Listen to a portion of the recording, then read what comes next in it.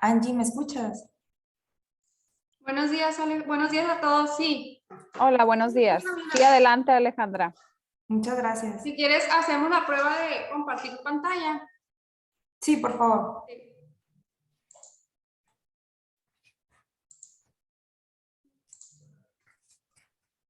Creo que ahí se ve, ¿verdad? Sí, nada más ponerla en pantalla completa. Ah, ok.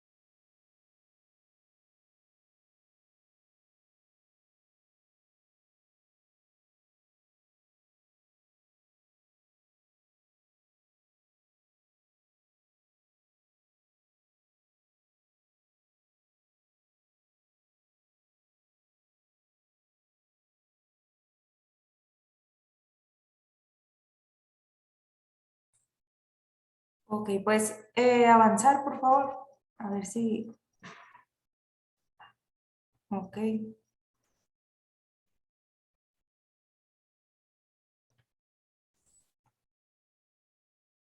Si avanza bien, ¿verdad, Ale? Sí, Angie, muchas gracias. Ok. Listo.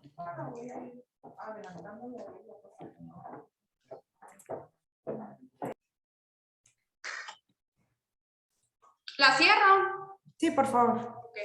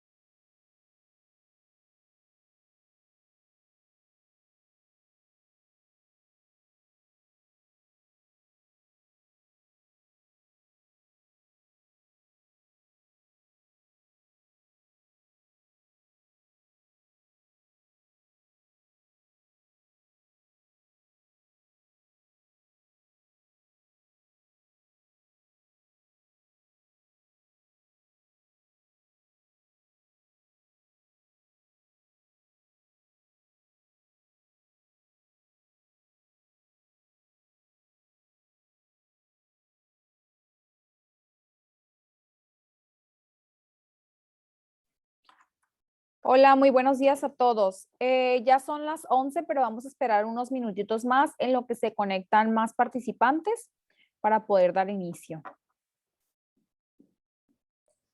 Muchas gracias.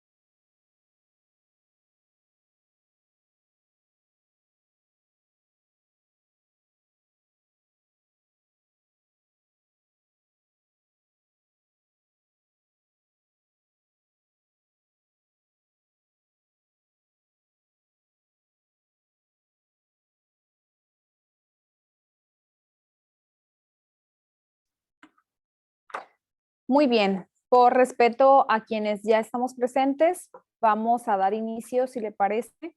Ya se encuentra con nosotros la licenciada Alejandra y el doctor Felipe.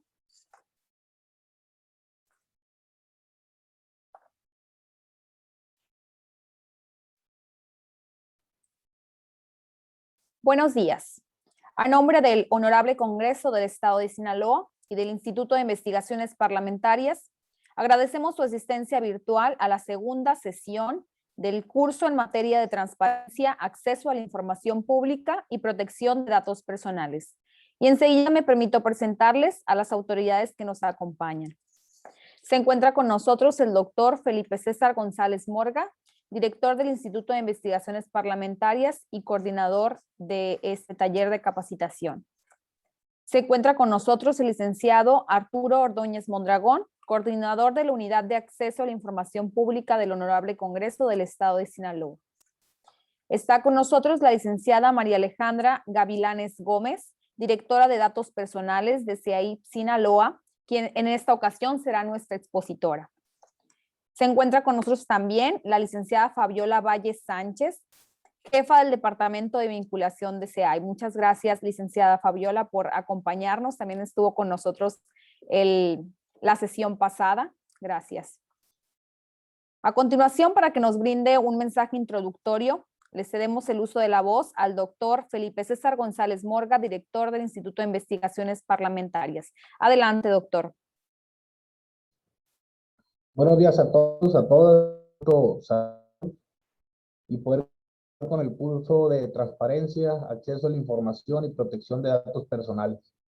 Como bien saben, el lunes la maestra Sofía Molina expuso sobre el tema de acceso a la información y el día de hoy se presentará una ponencia respecto a la protección de datos personales. La protección de los datos personales ha estado regulado jurídicamente en los diferentes ordenamientos legales en la materia y al igual que el acceso a la información, la protección de datos personales es un derecho humano establecido tanto en la Constitución Federal como local, así como en las leyes secundarias, y tiene como uno de sus propósitos proteger o salvaguardar la identidad y privacidad de las personas. Por lo que es muy importante profundizar en las diferentes características que conforman la protección de datos personales, conocer cuándo, en qué momento y bajo qué circunstancias es importante salvaguardar estos datos personales, por lo que les agradecemos nuevamente su asistencia, su tiempo y su atención para poder comenzar y continuar con este curso tan importante. Muchas gracias a todos. Muchas gracias, doctor Felipe. A continuación, me permitiré dar lectura a una breve semblanza de la licenciada María Alejandra Gavilanes Gómez, quien, como lo mencioné, será nuestra expositora el día de hoy. Es licenciada en Derecho por la Universidad Autónoma de Sinaloa, cuenta con diplomados en materia de anticorrupción, clasificación de información, justicia abierta y mediación, así como en protección de datos personales impartidos por la Universidad Nacional Autónoma de México, la Universidad de Sevilla, España, y el Centro de Estudios Superiores de la Información Pública y Protección de Datos Personales. Ha participado como expositora en múltiples conferencias relacionadas con el tema de protección de datos personales en Sinaloa y recientemente participó como ponente en el Seminario Internacional de Protección de Datos Personales 2021. Actualmente, la licenciada María Alejandra Gavilanes es directora de Datos Personales en la Comisión Estatal de Acceso a la Información Pública, en donde también ha desempeñado diferentes cargos en el año 2016 como secretaria de Acuerdos y Proyectos y jefa de Departamento de Datos Personales. Le cedemos el uso de la voz a la licenciada María Alejandra Gavilanes Gómez para la exposición del tema Tratamiento de datos personales en dependencias públicas. Adelante, licenciada. Muchas gracias, licenciada Tania Irizar. Muy buenos días a todas y a todos. Es un gusto para mí compartir esta mañana en el marco de estas capacitaciones organizadas por el Instituto de Investigaciones Parlamentarias a través de su director, doctor Felipe César González Morga, coordinación también con la CEAIP Sinaloa a través de su comisionado presidente José Luis Moreno López. También pues doy la bienvenida y el saludo cordial pues a las personalidades que nos acompañan, al licenciado Arturo Ordóñez, que pues es uno de los especialistas también en esta materia dentro de su institución. Y sin más preámbulo, pues vamos a dar inicio a esta capacitación sobre el tratamiento de datos personales en dependencias públicas. Es muy importante recordar que ustedes como servidores públicos constantemente realizan un tratamiento de datos personales y es muy importante identificarlos y también identificar aquellas situaciones en las que no será procedente su entrega de ciertos documentos públicos donde obren datos personales. Porque es muy importante recordar que toda la información en poder de los sujetos obligados, incluyendo a ustedes como Congreso del Estado, es pública y accesible a cualquier persona y únicamente va a ser restringida a los ciudadanos en dos supuestos: cuando actualicen algún supuesto de reserva o cuando actualicen el supuesto de confidencialidad. Cuando me refiero a la reserva, esto se refiere a que se encuentra dentro de algunas de las hipótesis del artículo 162 de la Ley de Transparencia, y estas pueden ser que actualiza algún supuesto, información que pone en riesgo la seguridad pública, información que se encuentra contenida dentro de un proceso deliberativo donde aún no ha sido tomada alguna decisión, información que se encuentra dentro de un expediente seguido en forma de juicio y aún no ha concluido, información que se encuentra dentro de carpetas de investigación que obran dentro del Ministerio Público, etcétera. Pero cuando hablamos de la confidencialidad, se refiere a toda aquella información que identifica o hace identificable a una persona y se refiere a los datos personales. En este día vamos a hablar acerca de esa información, de los datos personales y de su tratamiento. Si me permite, licenciada Ángeles Acosta, ¿me podría apoyar con la presentación, por favor? Vamos a compartir una breve presentación que nos vaya sirviendo como guía en esta capacitación. Sí la ven en su pantalla, ¿verdad? Sí, sí la vemos bien. Ok, muy bien. Adelante con la siguiente.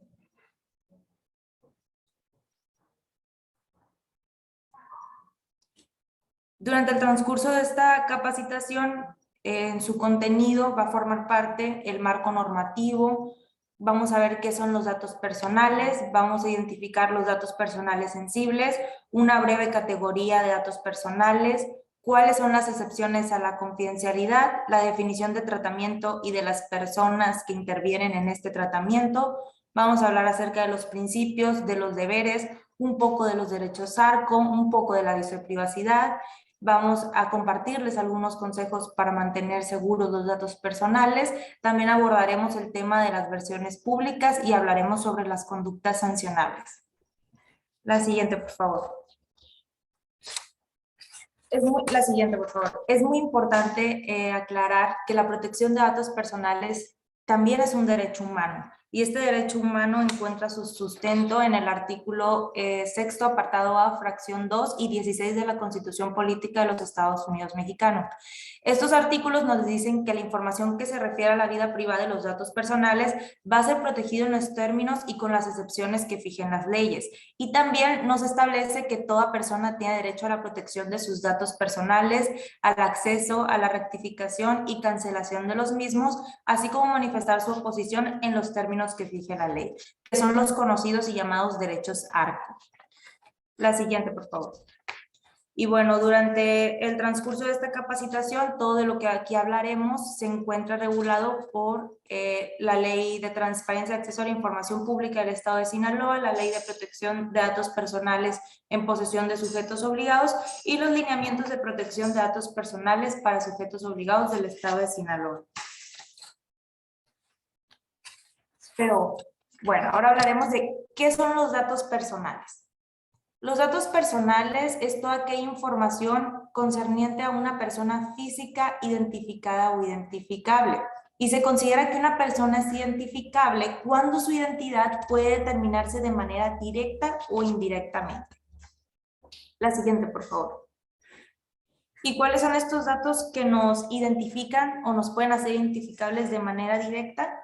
Bueno, de conformidad con la Ley de Protección de Datos Personales en posesión de sujetos obligados del Estado de Sinaloa, nos menciona un breve catálogo y nos establece como ejemplo nuestro nombre, la edad, el sexo, el estado civil, el domicilio, la escolaridad, la nacionalidad, un número telefónico particular, un correo electrónico no oficial, es decir, uno particular, nuestra huella dactilar, nuestro ADN, el número de seguridad social, nuestro registro federal de contribuyentes, y también no está establecido en la ley, pero la CURP también, la clave única de registro de población, también puede ser un dato que nos identifique de manera directa.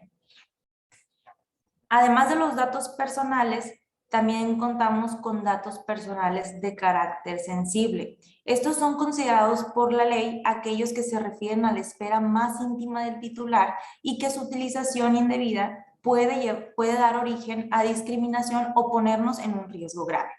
Algunos de los ejemplos que nos marca la ley es información como el origen racial o étnico de una persona, el estado de salud, ya sea presente o futuro, nuestra información genética, las creencias religiosas, filosóficas y morales, el pensamiento ideológico, opiniones políticas, el estado de salud física y mental, la participación en alguna asociación o afiliación en una agrupación gremial, las características físicas, morales y emocionales, las preferencias sexuales, las relaciones afectivas, familiares y conyugales y cualquier otra que pueda causar alguna afectación de manera directa a nuestra privacidad, a nuestra intimidad o a nuestro honor o a nuestra dignidad.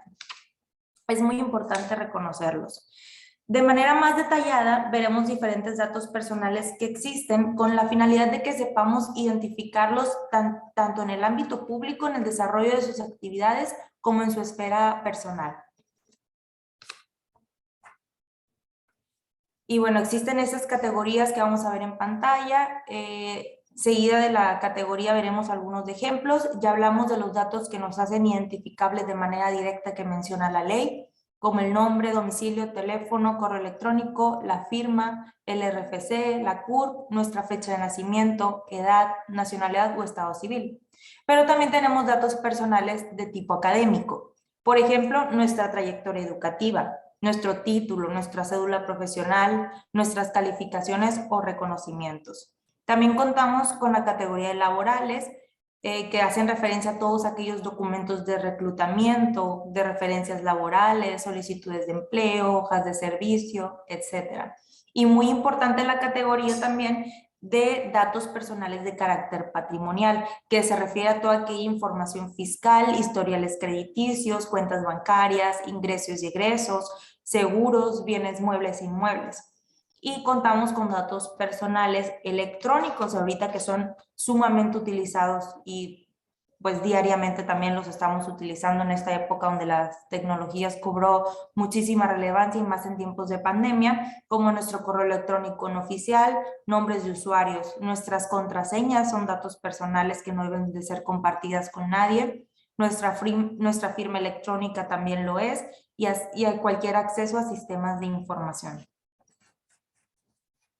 Hablando de procedimientos administrativos, los datos personales que podemos encontrar contenidos en estos procedimientos es aquella información correspondiente a una persona con un procedimiento administrativo seguido en forma de juicio o jurisdiccional, ya sea en materia penal, civil, laboral, fiscal, familiar, agravio, en cualquier materia.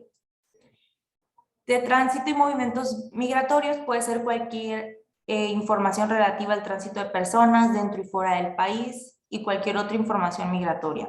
De salud, pues ya vimos algunos ejemplos que nos menciona la ley, puede ser el estado de salud, nuestro expediente clínico, las enfermedades que hemos padecido y su detección, la información de carácter psicológico, psiquiátrico, incapacidades médicas, discapacidades, intervenciones o cirugías quirúrgicas, descripciones de síntomas, consumos de estupefacientes y demás análogos. Cuando hablamos de datos biométricos, que también son datos de carácter personal, nos referimos a las huellas dactilares, al ADN, geometría de la mano, características del iris y retina. Y como ya los mencionamos también anteriormente, están los datos sensibles, que es el origen racial, estado de salud, información genética, creencias religiosas, opiniones políticas y preferencias sexuales. La siguiente, por favor. Ahora vamos a ver un tema muy importante. Existen excepciones a la confidencialidad. Hay ciertos datos personales que aún teniendo tal carácter no podrán ser clasificados como confidenciales en virtud del interés público que existe de conocer sobre ellos. La clave para identificar este tipo de datos que aún siendo personales serán públicos, porque ya hablamos de que es una de las excepciones para otorgar información cuando contengan datos personales o sea información de carácter reservado. Bueno, esta excepción a la restricción de datos personales va a aplicar cuando estemos hablando de servidores públicos. Por ejemplo, el nombre de servidores públicos, aún siendo el nombre un dato personal, al referirse a un servidor público, su publicidad va a estar siempre autorizada y disponible. La escolaridad de este servidor público, su firma en actos que él firme y autorice alguno dentro de sus funciones o donde plasme su firma dentro de actos que esté ejerciendo sus funciones y atribuciones. Su título profesional también es información naturalmente que es un dato personal, pero va a ser público. También el nombre de aquellas personas que reciban o ejerzan recursos públicos o sean beneficiarios, los proveedores de los sujetos obligados, como el nombre de su representante legal, el RFC, el domicilio fiscal. También de beneficiarios de condonaciones o cancelaciones de crédito fiscal, su nombre, el RFC y la cantidad condonada también va a ser información pública. También el nombre de beneficiarios de programas sociales, en su caso edad y sexo, a excepción de menores de edad, porque estos siempre van a tener una especial protección, siempre que hablemos de menores de edad. Bueno, alguno de estos ejemplos que nos preguntan muchísimo por ser cuestiones de servidores públicos. En este caso, la anterior, por favor, todavía no vamos a avanzar. Vamos a seguir hablando un poco de la confidencialidad, de las excepciones a la confidencialidad. Es muy recurrente que nos pidan, bueno, que a sujetos obligados, pero recaen aquí en la comisión y por eso nos damos cuenta de este tipo de solicitudes que existen. Cuando hablamos de servidores públicos, es cierto, tienen un umbral de protección menos amplio que el que cualquier otra persona tendría acerca de sus datos personales. Pero las personas, mucha gente, los ciudadanos, todavía no saben distinguir entre esa línea entre la confidencialidad y la publicidad. Y es muy recurrente que en estos tiempos de COVID, de pandemia, pregunten a las instituciones qué servidores públicos han padecido COVID, quiénes han dado positivos en las pruebas o quiénes se han ausentado por haber padecido esta enfermedad. Esa información siempre va a ser protegida y siempre va a ser confidencial. ¿Por qué? Porque no tiene nada que ver con el uso y manejo de recursos públicos. Se refiere a información sensible porque estamos hablando del estado de salud de una persona, ya sea presente, pasado o futuro. Esta información nunca va a ser procedente su entrega, aun y cuando estemos hablando de servidores públicos. Tampoco su RFC, tampoco sus preferencias sexuales. Este tipo de información es de la esfera más íntima y privada de un servidor público. Y si bien otra información como las percepciones e ingresos que recibe sí va a ser pública, su nombre, su firma en ciertos casos, sus datos académicos en ciertos casos como el título o la cédula que ellos tengan, no así sus calificaciones, hay que saber muy bien distinguir en qué casos sí va a proceder la entrega y en qué casos no. Pero pues también en muchas ocasiones se abusan de la confidencialidad y quieren restringir la entrega hasta de nombres de servidores públicos alegando que es un dato personal. Bueno, como ya lo mencionaba, sí es un dato personal, pero al referirse a un servidor público sí es procedente su entrega. La siguiente, por favor. Les voy a presentar algunos de los criterios emitidos por el Instituto Nacional de Acceso a la Información Pública y Protección de Datos Personales que nos hablan y nos marcan un poco la pauta entre cuál información sí es procedente entregar y cuál no. Por ejemplo, tenemos el criterio 1517 que nos habla de la fotografía en título o cédula profesional. La fotografía de una persona es un dato personal porque a través de una fotografía podemos hacer identificable a una persona. Pero hablando de un servidor público, sí es de acceso público. Y aquí nos menciona brevemente el criterio del por qué.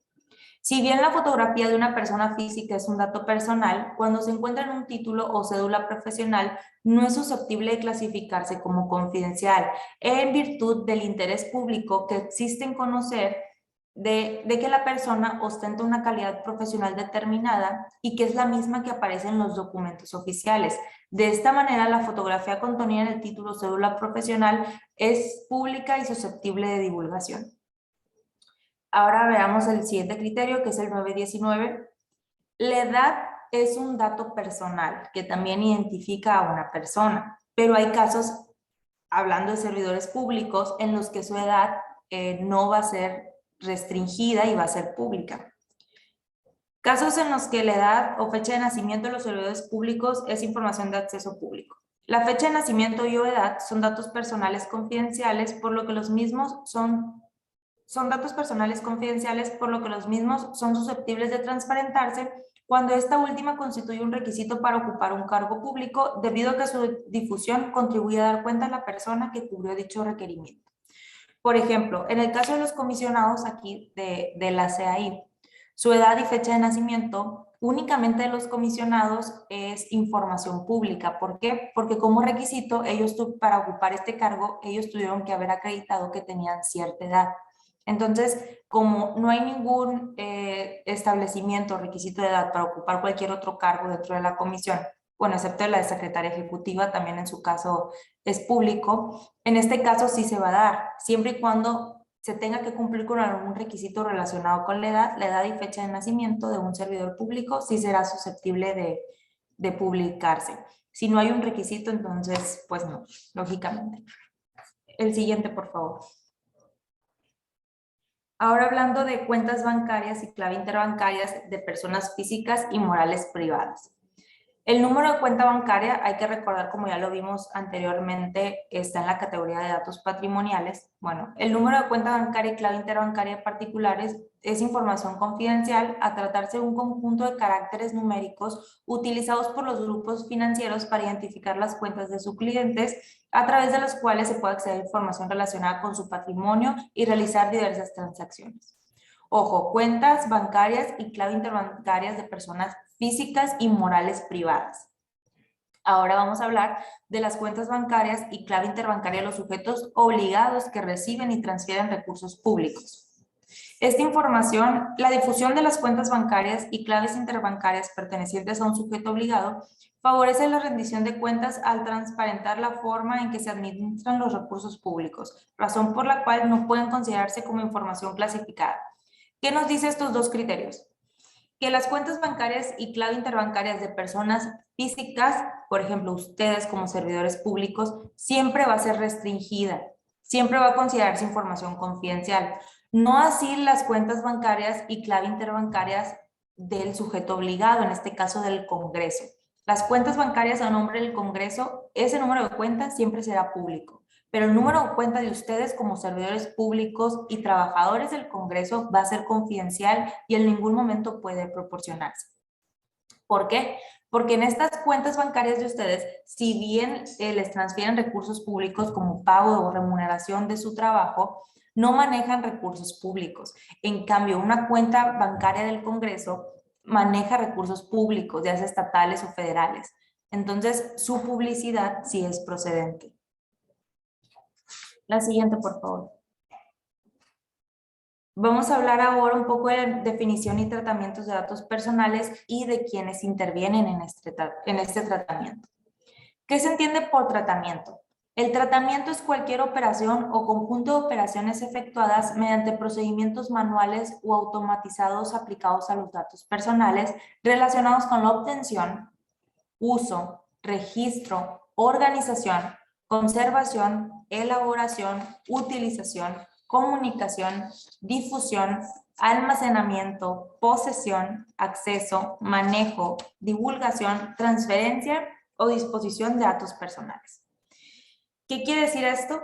Pues como pueden observar, todos o la mayoría de los aquí presentes realizamos un tratamiento de datos personales, ya sea desde la recepción de una solicitud de acceso a la información pública o el área de recursos humanos o administrativo.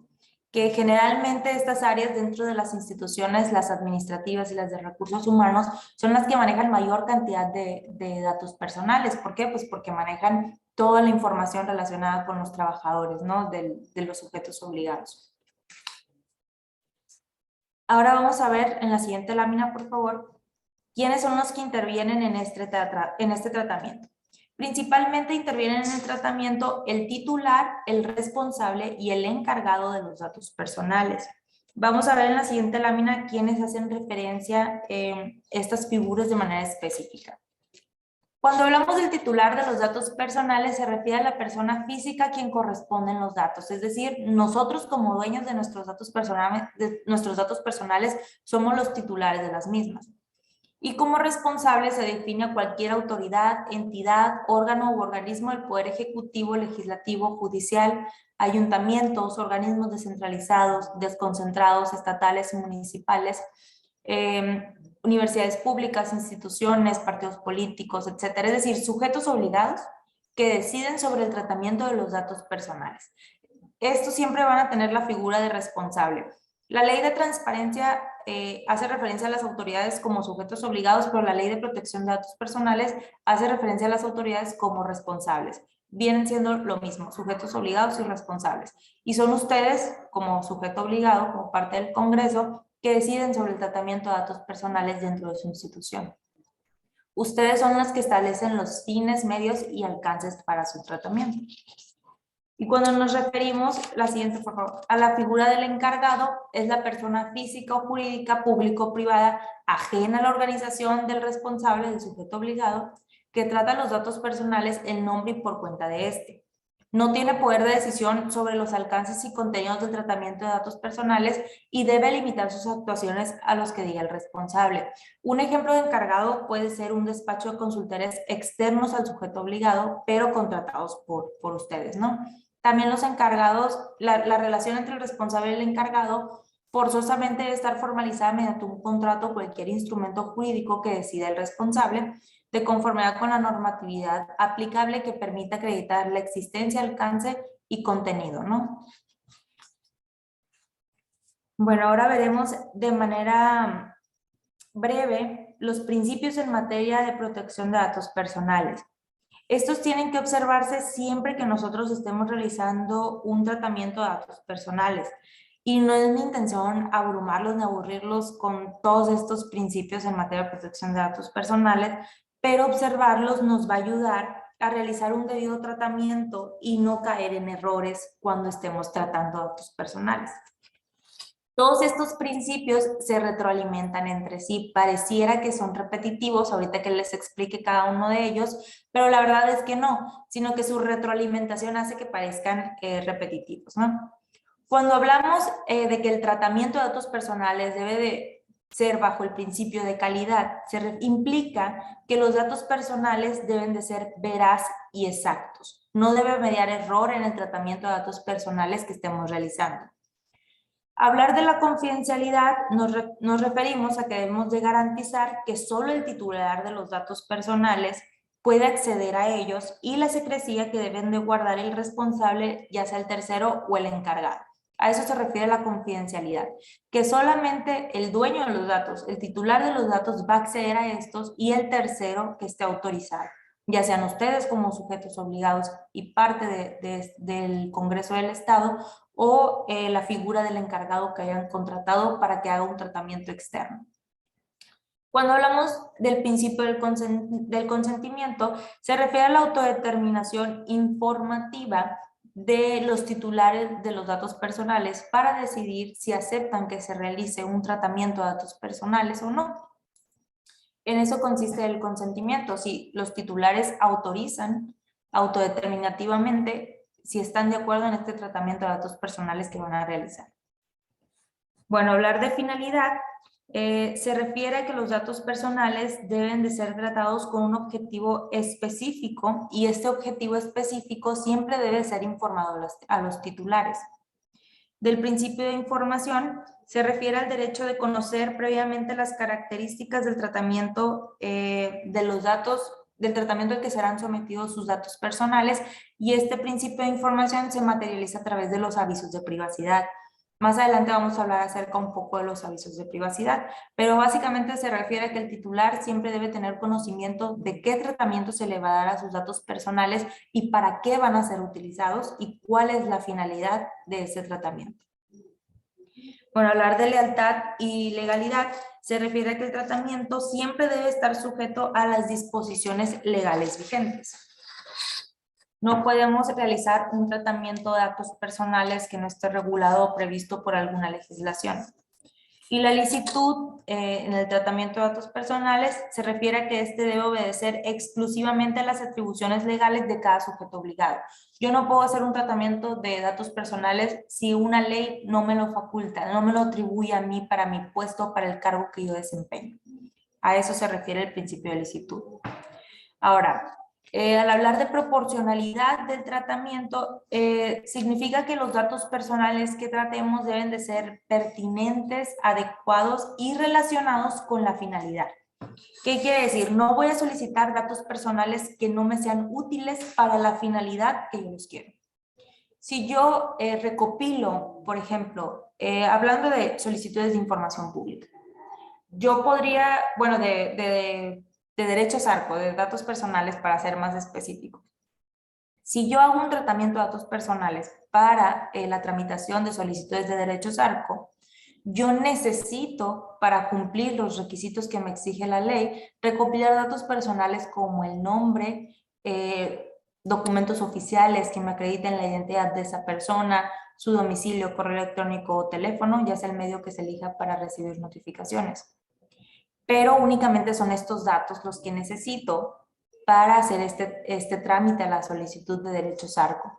Yo no voy a pedir datos que no necesito. No voy a, siempre tengo que observar el principio de proporcionalidad. No voy a pedir datos de más. No voy a pedir, por ejemplo, datos sensibles como las preferencias sexuales del solicitante porque nada tienen que ver con el tratamiento que yo voy a realizar. No voy a pedir su estado civil porque no tiene nada que ver con el tratamiento que yo voy a realizar. Hay que siempre estar conscientes de este principio porque es considero yo, uno de los más importantes. No requerir datos personales que no son estrictamente necesarios para lo que yo necesito realizar o el trámite que yo necesito hacer. Y el principio, por último, casi último, el de responsabilidad, se refiere a que el sujeto obligado debe velar siempre por la confidencialidad de los datos personales. Y ahora sí, por último, el de seguridad significa garantizar la confidencialidad a través de medidas de seguridad. Ciertas medidas de seguridad que deben de implementar al interior de su institución y que vamos a ver también un poquito más adelante en la presentación. Si hay aquí alguna duda hasta este punto, me gustaría que me lo hicieran saber a través del chat, porque ya vamos a iniciar con la segunda parte.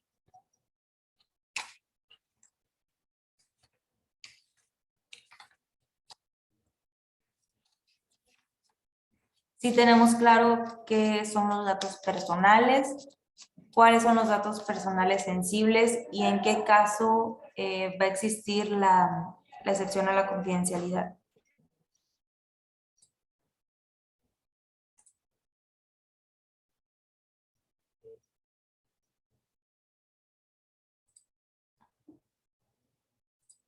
Bueno, si no hay dudas hasta este punto, vamos a continuar.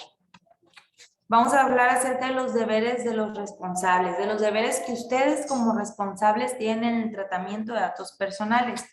Y uno de los primeros, ya los hablábamos, que implica el principio de seguridad, se refiere a que deben establecer y mantener medidas de seguridad de carácter administrativas, físicas y técnicas. También vamos a hablar más adelante específicamente a qué se refiere cada una de ellas. Deben de guardar la confidencialidad, es decir, prevenir la divulgación no autorizada de información o de datos personales. Deben de contar con avisos de privacidad para informar los propósitos y finalidades del tratamiento de datos personales. Aquí es muy importante puntualizar y también vamos a abordar un poco el tema de los avisos de privacidad. Todas las áreas que recaben o recopilen datos personales deben de contar con un aviso de privacidad específico para el trámite que desean realizar. Por ejemplo, nosotros aquí en la comisión, ¿cuándo se recopilan datos personales? Cuando recibimos una solicitud de acceso a la información pública, una de datos personales, cuando se reciben recursos de revisión, denuncias por incumplimiento de obligaciones de transparencia, el área de administración al momento de reclutar personal nuevo también recopila datos personales. ¿Qué otro ejemplo les podría poner? El órgano interno de control al momento de registrar las declaraciones patrimoniales, también el área administrativa al momento de realizar alguna contratación con alguna persona, ya sea físico o moral, y cada uno de estos trámites y procedimientos tiene su propio aviso de privacidad. También los invito a analizar si dentro de su organización cuentan con estos avisos de privacidad, porque es muy importante tenerlos. ¿Por qué? Pues como ya lo mencionaba hace un momento, ¿no? A través del aviso de privacidad vamos a informarle a los titulares de los datos personales qué nos los están proporcionando, qué datos vamos a recopilar, cuál es la finalidad y si va a existir algún tipo de transferencia y qué tratamiento es el que le vamos a dar. ¿Para qué? Pues para cumplir con el principio de información y de finalidad también. El siguiente de los deberes que tenemos es que deben de garantizar el ejercicio de la protección de datos personales al atender las solicitudes de derechos ARCO conforme a los preceptos legales pues ya establecidos en la ley local, que como lo mencionaba al principio es la Ley de Protección de Datos Personales en posesión de sujetos obligados del Estado de Sinaloa, y deben de contar de manera estricta con una unidad de transparencia y un comité de transparencia. Un poquito para atrás, por favor. Sí. La siguiente, sí es correcto. Ahora vamos a hablar acerca de los llamados y conocidos derechos ARCO. ARCO es por las iniciales de cada uno de estos derechos, que es el derecho de acceso, rectificación, cancelación y oposición. ¿Pero a qué se refiere cada uno de estos? El derecho de acceso consiste en solicitar o obtener datos personales y conocer las especificaciones del tratamiento al cual están siendo sometidos. Por ejemplo, ustedes como trabajadores del Congreso del Estado pueden presentar solicitudes de acceso para conocer qué tratamiento le están dando a los datos personales que fueron recopilados por el área administrativa en algún momento determinado. También, por ejemplo, conocer algún expediente laboral de manera completa, de manera íntegra. Si quieren obtener algún documento que sea a nombre de ustedes y no quieren que sea atestado, pueden ejercer este derecho de acceso para obtener de manera directa esta documentación. Y bueno, hablar de la rectificación, se refiere a la corrección de datos cuando son inexactos, incompletos, erróneos o no actualizados.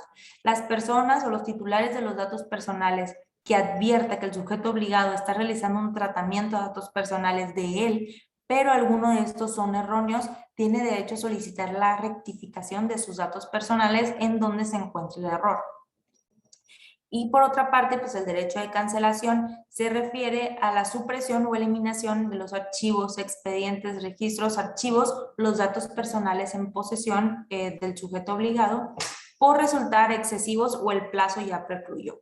Por ejemplo, si ustedes como trabajadores del Congreso del Estado en un determinado tiempo dejan de laborar en esta institución, tienen derecho a pedir la cancelación de los datos personales que obren en poder de la institución, pero existen impedimentos legales también a su vez, ¿no? Va a proceder la cancelación cuando el Congreso como sujeto obligado no tenga obligación de guardar por cierto periodo esa información relacionada con ustedes. Porque pues hay que recordar que se realizan auditorías, que tienen que comprobar ciertos gastos o cierto pago de remuneraciones. En ese caso pues no será procedente la eliminación completa y la cancelación de sus datos personales, pero en un determinado tiempo cuando estas obligaciones pues ya el periodo de conservación ya concluya, entonces sí será procedente la cancelación de sus datos personales. Es por mencionar algún ejemplo, ¿no? Para estos derechos ARCO. Y el derecho a oposición se refiere al cese de los datos personales por no ajustarse a las finalidades establecidas en el aviso de privacidad. Puede pedirse también por razones legítimas para la obtención o recabado de datos personales sin su consentimiento. Si yo observo o advierto que alguna autoridad está tratando datos personales a mi nombre, pero en ningún momento me puso a disposición el aviso de privacidad en el que yo otorgar el consentimiento para este tratamiento, tengo derecho a exigir la oposición de estos datos personales. O simplemente si yo advierto que ese tratamiento no se ajusta a ninguna de las atribuciones que tiene este sujeto obligado, también puedo pedir la oposición de los datos personales. Si hasta aquí no hay ninguna duda. Tenemos una pregunta, a ver, en el chat. De una vez te la hago saber. Dice Mario Martini, en ningún caso puede entregarse información del estado físico y mental de un servidor público, aun y cuando sus acciones y decisiones sean erráticas y o afecten a terceros. ¿Hay excepciones? Sí podría haber excepciones, pero tiene que realizarse una prueba de interés público. Alguno de los ejemplos sí fue muy comentado. Bueno, el estado mental de un servidor público, por ejemplo, nosotros, jamás será público porque no representa alguna afectación al interés en general, ¿no? Pero, por ejemplo, podemos hablar del presidente de la República. Se puso mucho en tela de juicio si su salud mental y su estado físico podría proporcionarse, ¿no? Hablando del estado físico, algunos comisionados del INAI y algunas autoridades expertas en la materia sí comentaban que haciendo una prueba de interés público podría conocerse el estado físico del presidente de la República. ¿Por qué? Porque si es de interés general saber si el dirigente de la nación está se encuentra bien de salud física, ¿no? Y está en condiciones de representarnos. Ahí hablamos de un interés general. Pero si no hay un interés general y no se hace una prueba de interés público, entonces en ningún momento podrá proporcionarse ni el estado mental ni el estado de salud de una persona. Pero pues hablamos del presidente de la República y implica la representación de la nación, ¿no? Y si así lo determinan en su momento, que son las autoridades facultadas y de ese ámbito de competencia, los comisionados del INAI, y media una solicitud de acceso a esta información, pues ya serán ellos los que determinan, ¿no? Pero es el único caso ahorita que se me ocurre. Si no, que se me ocurre que podría proporcionarse la información. Pero en cualquier otro caso, yo diría que no es factible ni es procedente entregarse ni el estado de salud mental ni físico de un servidor público. Porque también hay que hacer como una ponderación, ¿no? Hasta dónde podría afectar mis decisiones. ¿Afectan al interés en general de una población? Yo creo que no. De los que estamos aquí presentes, nuestras decisiones no afectarían generalmente a la sociedad, ¿no? Pero en este caso, como lo hablaba, sí podría proporcionarse, hablando del presidente de la República, claro, a través de una debida prueba de interés público, ¿no? ¿Hay alguna otra pregunta? Hasta el momento es la única que alcancé a aparecer aquí en el chat. No sé si alguien quiere hacer uso de la voz.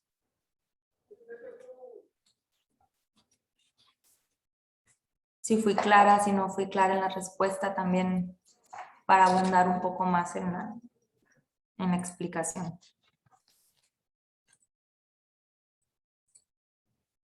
Bueno, vamos a continuar. La siguiente, por favor. Vamos a hablar un poco acerca del aviso de privacidad que les mencionaba hace un momento.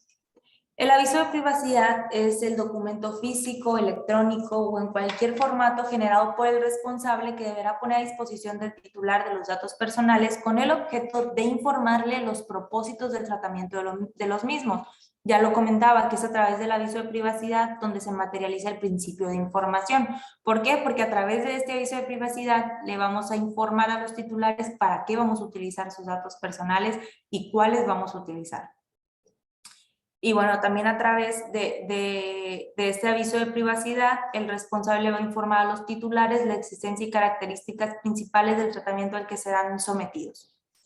Por regla general, el aviso de privacidad debe ser difundido por los medios electrónicos y físicos con que cuenta el responsable, es decir, tienen que estar publicados en su página de internet, en su sitio web que tengan disponible y tienen que estar impresos de manera física en el área donde realicen esta recopilación de datos personales.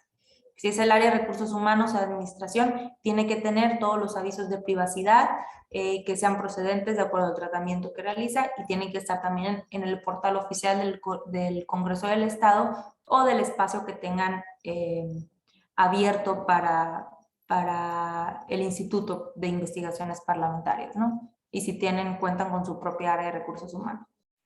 Y bueno, el aviso de privacidad se va a poner en dos modalidades, el simplificado y en el integral. La siguiente, por favor.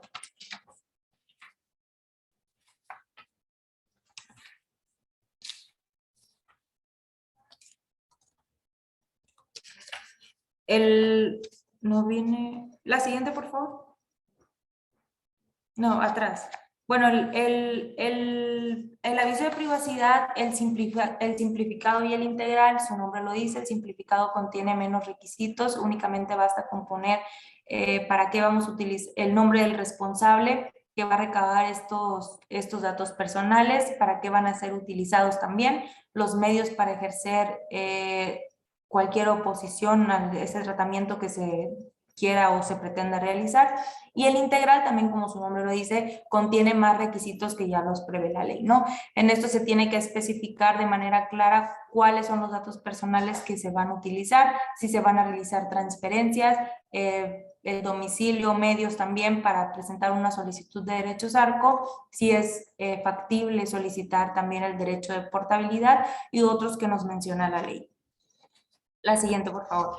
Quería abundar un poco más sobre el integral y el simplificado. También es muy importante mencionarles que el simplificado va a ser el primer contacto que vamos a tener que es a través del aviso de privacidad simplificado que vamos a tener el primer contacto con los titulares de los datos personales, porque es el que se pone antes de la recabación pues, de estos datos personales y se va a indicar a través de qué medio puede ser consultado el aviso de privacidad integral, pero también contamos con capacitaciones ya específicas sobre cómo realizar avisos de privacidad, tenemos talleres, también tenemos talleres acerca de la elaboración de versiones públicas, que si así lo solicitan podemos abundar más en estos temas, ¿no? Y hacer como una capacitación más focalizada en este tipo de temas, también como el de los derechos ARCO, porque sin duda pues son temas muy amplios cada uno, que sí requeriría pues un poco más de tiempo.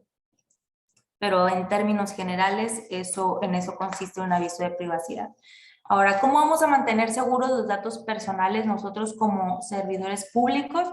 Bueno, debemos adoptar medidas de seguridad físicas, técnicas, administrativas que nos garanticen la seguridad de los datos, como por ejemplo la identificación, clasificación y borrado seguro de la información cuando ya no sea necesaria y que no pueda ser factible su recuperación. Esa es una de las medidas de seguridad que podemos adoptar. También podemos prevenir el acceso no autorizado al perímetro de la organización de las instalaciones físicas y mantener con llave organizaciones y gavetas.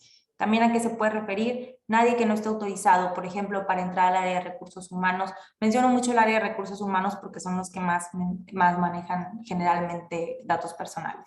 Que nadie que no esté autorizado para entrar al área de recursos humanos no entren a esas oficinas. ¿Por qué? Porque existe un constante tratamiento de datos personales. A veces es necesario que estén sobre el escritorio ciertos expedientes de ustedes como trabajadores y que una persona no autorizada que no tenga nada que ver con esa área podría obtenerlos, ¿no? Manejan mucho también las nóminas, las llamadas listas de raya, etcétera.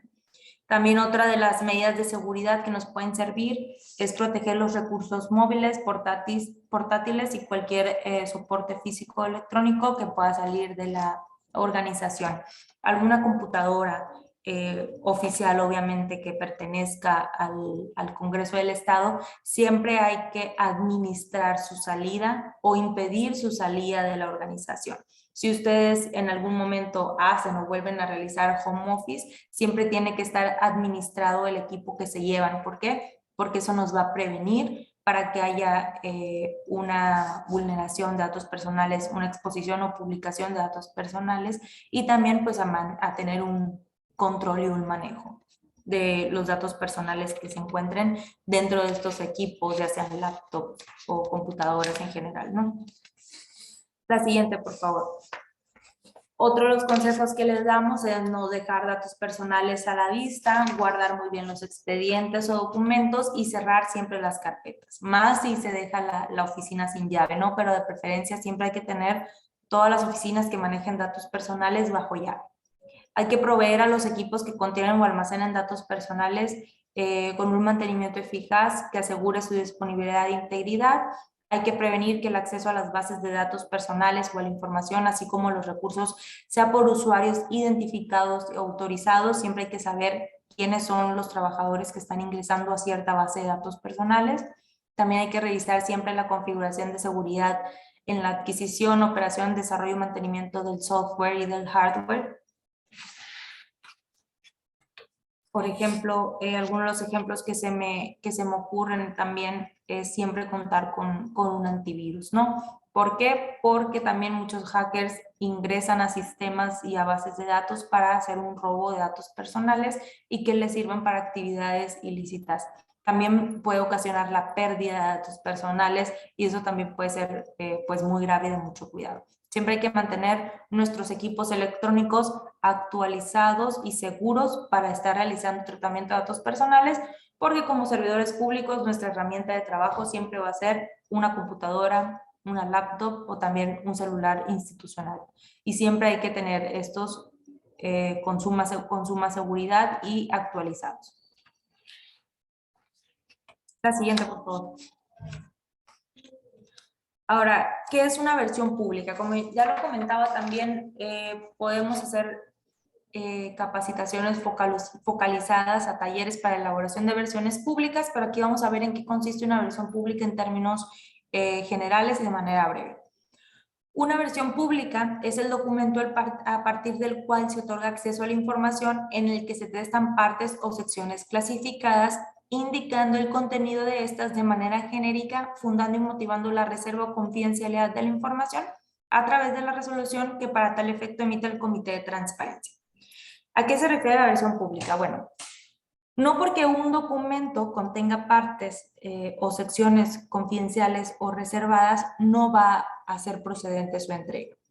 Siempre se tendrá que generar una versión pública para poder entregarlo. Por ejemplo, si a ustedes les solicitan la nómina de un servidor público, sin duda la nómina contiene datos personales del servidor público, como cuál, como el RFC, como el número de cuenta, como el número de seguridad social, como deducciones de carácter personal, como descuentos por préstamo, por pensiones de alimentos, por cajas de ahorro, etcétera. Pero eso no implica que nos va a ser procedente la entrega de esta nómina o este talón, ¿no? Sino que ello implica que se va a entregar en una versión pública donde se testen estos datos personales y que sea autorizada por su comité de transparencia. Para ese efecto existe la versión pública y con esa finalidad se elabora. Para atender solicitudes de acceso a la información pública que contengan datos personales o reservados y también para subirle en cumplimiento de obligaciones de transparencia. La siguiente, por favor. ¿Y en qué momentos se va a llevar a cabo la clasificación de información, o sea, de algún documento? Son dos momentos generalmente, ¿no? Que es cuando se recibe una solicitud de acceso a la información pública y me piden algún documento que contiene datos personales, pues habrá que clasificarlo, ¿no? Y como lo mencionaba también, cuando se generen versiones públicas para dar cumplimiento a obligaciones de transparencia. También se puede llevar a cabo la clasificación cuando ya fue determinado mediante una resolución o autoridad competente, pero ustedes en el día a día van a ver y van a tener la necesidad de elaborar versiones públicas en estos dos momentos. Cuando tengan que dar atención a una solicitud de acceso a la información y cuando tengan que generar la versión pública para cumplir con una obligación de transparencia. Por ejemplo, ¿a qué obligación de transparencia me refiero? A la obligación de publicar las declaraciones patrimoniales. Las declaraciones patrimoniales son públicas a excepción de algunas secciones, como por ejemplo el nombre, el nombre de sus dependientes o cónyuges, el estado civil, su domicilio, el número de cuenta, como ya lo mencionaba, etcétera. Hay ciertos datos de las declaraciones patrimoniales que van a ser confidenciales porque contienen datos personales, pero que como es es procedente que se publiquen en cumplimiento de una obligación de transparencia, entonces tendrá que elaborarse la versión pública para que ustedes puedan dar cumplimiento a esta obligación de transparencia, ¿no? También se me ocurre la obligación de transparencia donde piden la información curricular de los servidores públicos.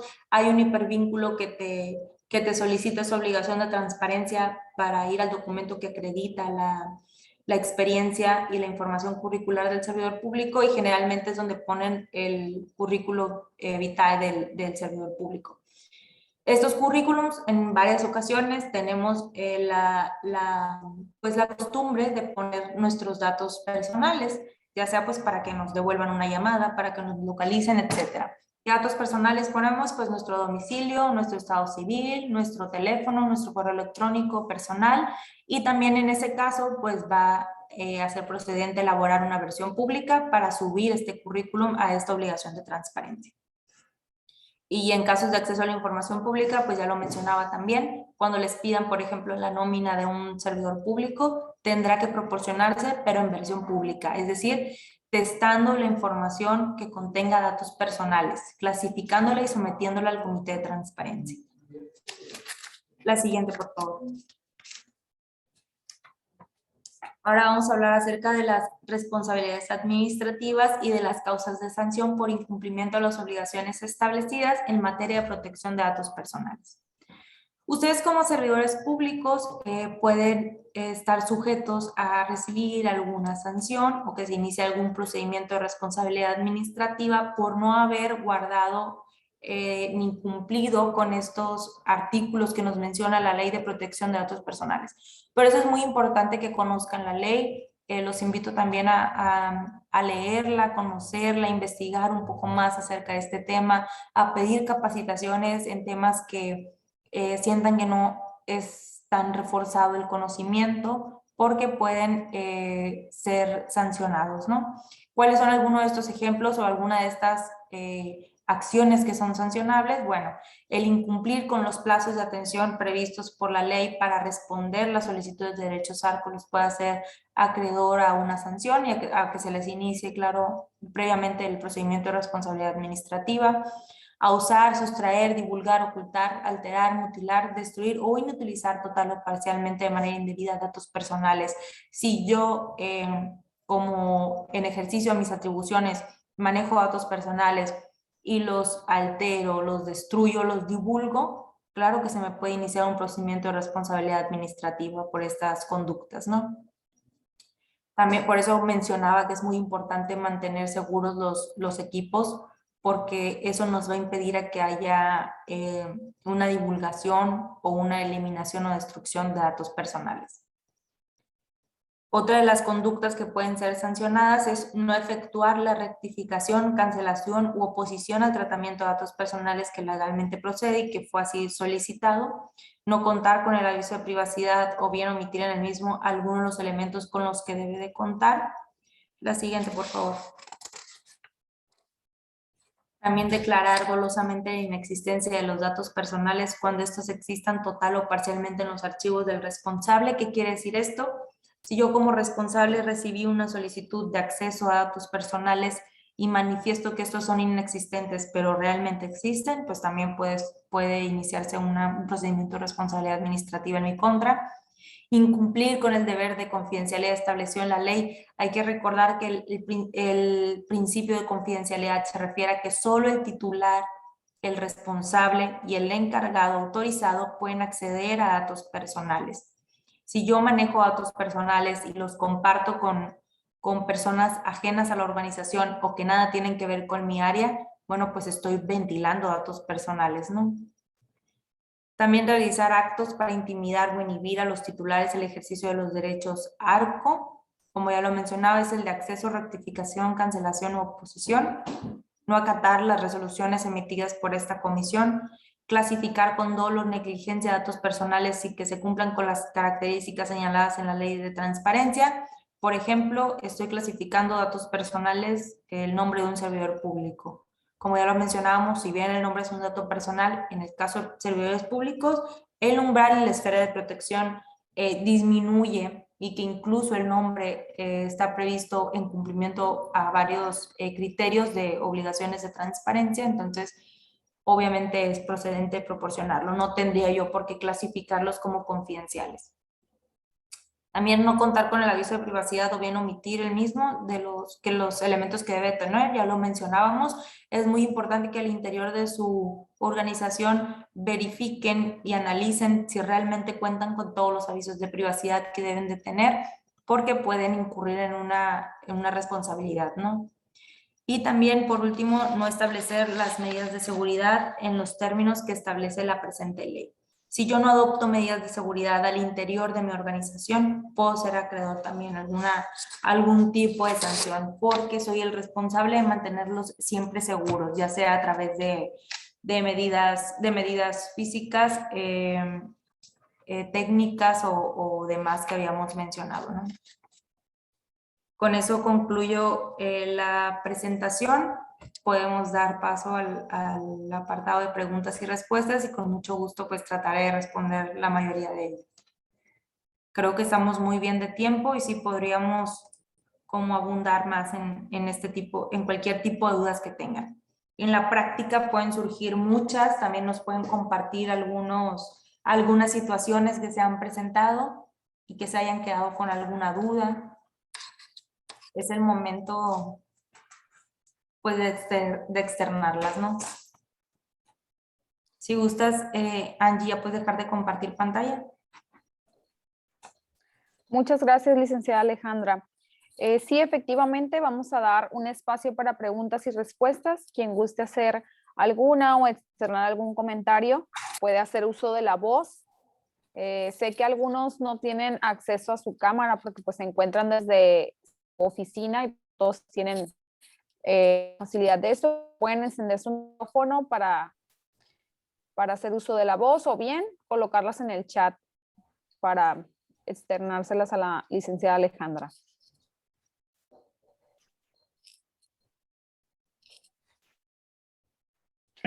Adelante, Ricardo Carrillo, puedes hacer uso de la voz. Gracias, Tania. Muchas gracias a Alejandra. Muy buena discusión. Una inquietud. El artículo 162, que habla de la información reservada, establece en la fracción primera como información reservada que podrá clasificarse aquella cuya publicación comprometa la seguridad pública. Ahí sí lo entiendo. Y cuenta con un propósito genuino y un efecto demostrable. ¿Ahí a qué se refiere ese concepto? Con un propósito genuino y demostrable, que sea demostrable que se puede poner en riesgo la seguridad pública. Algún ejemplo que les puedo dar y que ha resuelto también esta comisión, por ejemplo, el tema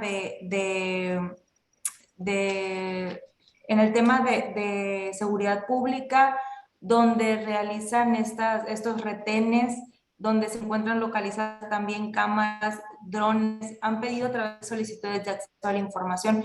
Esto ya no se refiere a datos personales, no se refiere a información reservada, pero pues vamos a hablar un poquito también de ese tema. Ha habido solicitudes de acceso a la información pública donde piden la localización específica de cámaras de seguridad del C4, del conocido C4, ¿no? De aquí de Estado, y se ha determinado que no es procedente proporcionarse la ubicación específica de estas cámaras porque se estima que se actualice este supuesto de reserva. Puede afectar la seguridad pública en general. Otro de los ejemplos es que han pedido el tipo de armamento que cuentan las instituciones de seguridad pública. Eso también podría podría poner en riesgo la seguridad pública. ¿Por qué? Pues porque las personas o la delincuencia organizada podría saber con qué equipo cuentan la seguridad pública de aquí del estado, del municipio, cualquiera que sea. Podemos hablar del municipio a nivel estatal también. Entonces ya los pondría como en un nivel pues en un nivel más bajo, ¿no? Que la delincuencia organizada podrían saber con qué equipo y su capacidad de reacción ante cierto tipo de circunstancias, con qué equipo cuentan. Entonces podrían ellos allegarse a un equipo pues o un armamento de mayor calidad, de mayor alcance también, y pues ya se pondría como en riesgo la seguridad pública. Estos son algunos de los ejemplos que se me ocurren para este supuesto y que ha resuelto la comisión. Gracias. Tenemos otra pregunta aquí por medio del chat. Dice, pregunta Mario Martínez, ¿qué procede cuando un solicitante argumenta el derecho de la información pública en casos de información confidencial o reservada? Cuando un solicitante lo argumenta, pues hay que responder si es procedente o no es procedente. Argumenta el derecho de acceso a la información pública. Sí, ya comprendí mejor la respuesta. La pregunta, perdón.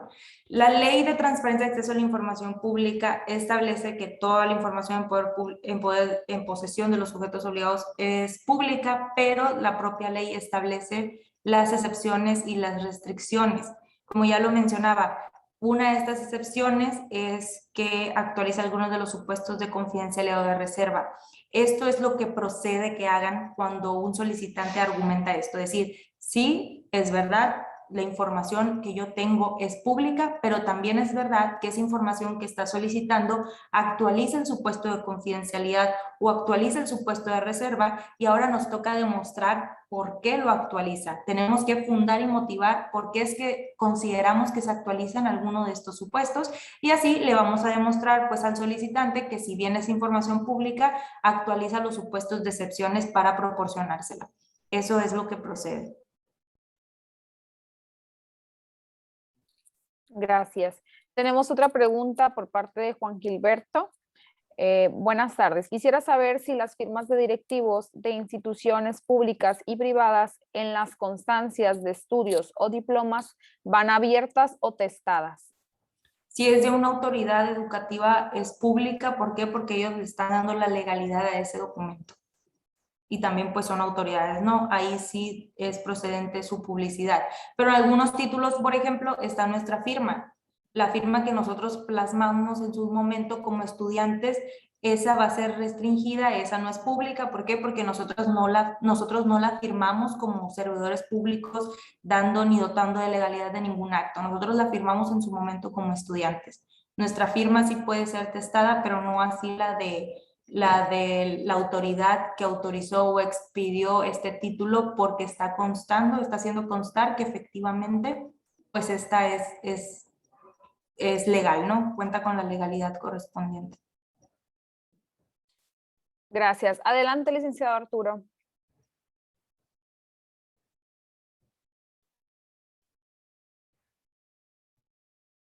Está apagado el micrófono, licenciado. Sí. Ahora sí, Listo. ahora sí. Alejandra, muchas gracias por tu exposición. Mira, la pregunta que hizo Juan Gilberto, que es compañero mío aquí en la unidad de transparencia, se refiere bueno, él te la hizo amplia en caso de directivos de instituciones públicas y privadas. Pero, ¿qué pasa con las privadas? Eso sería la pregunta.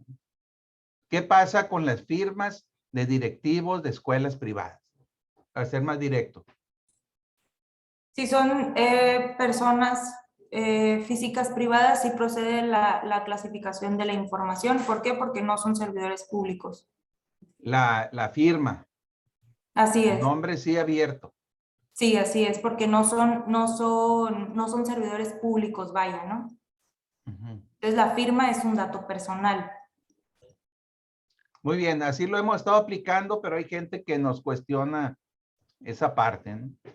No, la firma pues del servidor público, por ejemplo, en mi caso, el de mi título, pues fue el rector de la UAS. Se considera servidor público también porque recibe recursos públicos, su firma es pública, le está dotando de legalidad a un documento, pues hay que publicarse, ¿no? Pero si es una persona privada que no es servidor público, su firma sí, pues sí tendrá que testarse en su momento. Esos son los criterios que han estado manejando también los comisionados. Bueno, muchas gracias. De nada, licenciado. Gracias. ¿Alguien más desea hacer alguna pregunta, algún comentario?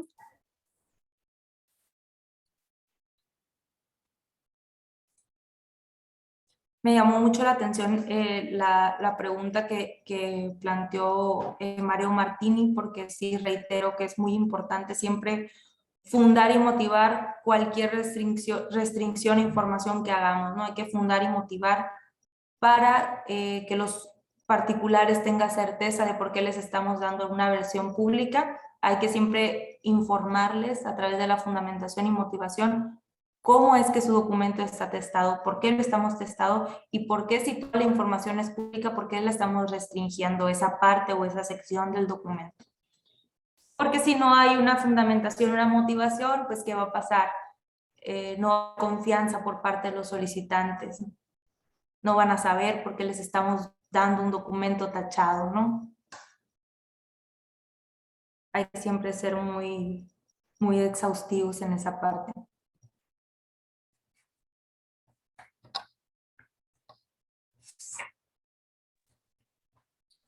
Muy bien. ¿Alguien más?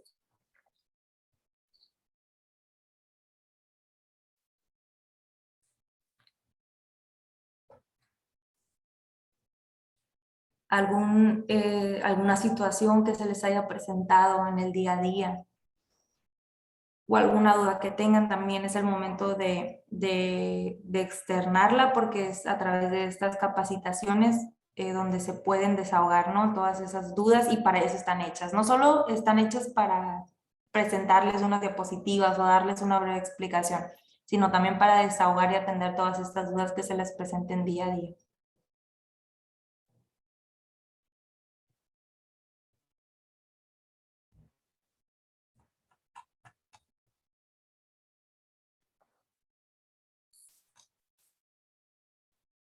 Muy bien, pues creo que no hay algún otro comentario o alguna otra pregunta. Entonces, no sé, licenciada Alejandra, si desea agregar algo más o si damos paso, damos continuidad con el programa. Por mi parte, nada más sería invitarlos siempre a guardar la confidencialidad de los datos personales que estén en su poder y que no estén previstos como excepciones a la confidencialidad, ya sea en el manejo día a día que hagamos de datos personales o datos personales que nos lleguen por alguna circunstancia en cumplimiento de alguna atribución. Muchas gracias, licenciada Alejandra. Pues concluida su exposición y atendidas las dudas y las preguntas formuladas, le agradecemos mucho su participación el día de hoy por su excelente disertación y esa información tan valiosa que nos proporcionó. Y me permito pues dar lectura al reconocimiento digital que se le hará llegar vía correo electrónico. Muchas gracias. El Honorable Congreso del Estado de Sinaloa, a través del Instituto de Investigaciones Parlamentarias, otorga el presente reconocimiento a la licenciada María Alejandra Gavilanes Gómez por su excelente participación en el curso Transparencia, Acceso a la Información Pública y Protección de Datos Personales, dirigido a los servidores públicos de este Poder Legislativo, llevado a cabo el miércoles 16 de marzo de 2022, de 11 a 13 horas, a través de la plataforma digital Zoom del Honorable Congreso del Estado de Sinaloa. Firman el ingeniero José Antonio Ríos Rojo, secretario general del Honorable Congreso del Estado de Sinaloa, y por supuesto el doctor Felipe César González Morga, director del Instituto de Investigaciones Parlamentarias, Culiacán, Rosales, Sinaloa, a 16 de marzo de 2022. De igual forma se le hará llegar este reconocimiento a nuestra expositora del día lunes 14 de marzo, quien fue la maestra Sofía Cali. Muchísimas gracias por este reconocimiento y por esta coordinación de esta capacitación. También recordarles que las líneas telefónicas y el correo electrónico aquí de la CEAIP están abiertos a todos ustedes para cualquier duda que se presenten con confianza, de verdad. Acérquense a nosotros y pues vamos a tratar también de desahogarlas, de resolverlas o atender, ¿no? También nos mandan muchos documentos para que revisemos. Siéntanse con la libertad de hacer ese acercamiento con nosotros. Estamos con la mayor de las disponibilidad, y agradecer también en nombre del comisionado presidente José Luis Moreno López por la invitación y coordinación a este evento. Muchas gracias, licenciada Alejandra. Asimismo, les informo a los participantes que se lleva un registro de su asistencia quien cumpla con el 100%, es decir, Quien haya asistido a ambas sesiones, se le hará llegar su constancia vía correo electrónico, misma que me permitiré leerles a continuación.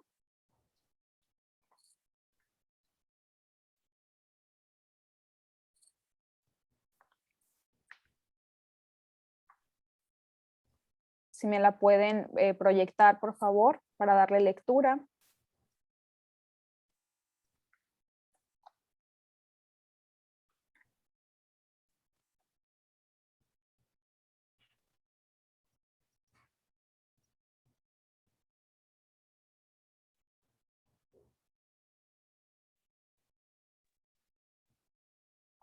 Listo.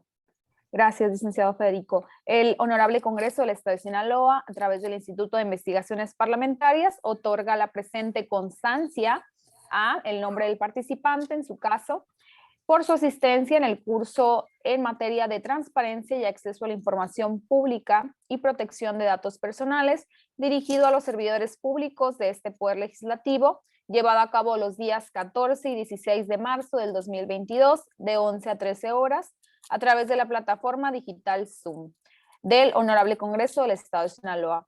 Firman, de igual manera, el ingeniero José Antonio Ríos Rojo, secretario general del Honorable Congreso del Estado de Sinaloa, y el doctor Felipe César González Morga, director del Instituto de Investigaciones Parlamentarias, Culiacán, Rosales, Sinaloa, a 16 de marzo del 2022. Muchas gracias.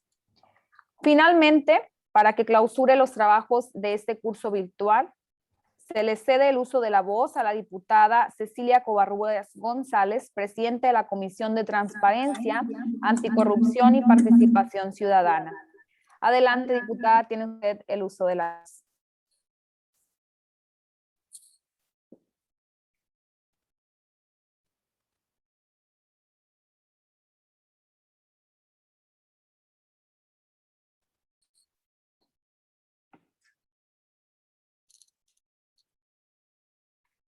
Creo que la estaba viendo en pantalla, pero está en el área de espectadores. No sé si le dan pasar a panelistas para... sí se encuentran panelistas. Ya. Hola, ¿qué tal? Muy buenas tardes a todos. Los saludo con gusto.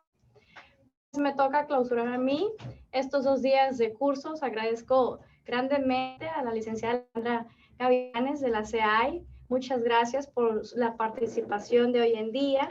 Agradezco también la participación del lunes de la ponencia de la maestra Sofía Carelli Molina Espinosa.